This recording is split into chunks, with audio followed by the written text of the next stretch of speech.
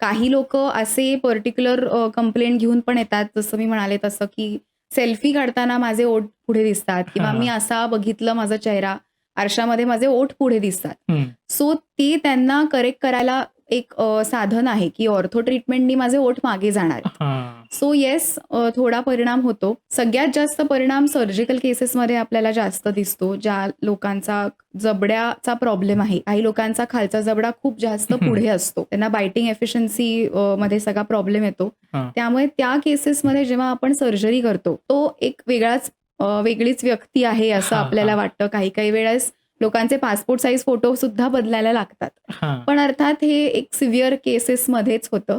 थोडेसे minor changes होणं अगदी साहजिक आहे. शेवटी आपण दात काय सिमेंट काँक्रीटमध्ये नाहीत. हां. दात हाडांमध्ये आहेत. जसे आपण जाड होतो, बारीक होतो, केस वाढतात. हां. तसेच आपले दात आणि तशीच आपली हाडं सुद्धा थोडीफार हलतच असतात. त्यामुळे आता दिसणारा आपण आणि 10 वर्षांनी त्याच्यामध्ये पण फरक हां, असतोच. असतोच. सो येस ऑर्थो ट्रीटमेंटनी फरक होतो.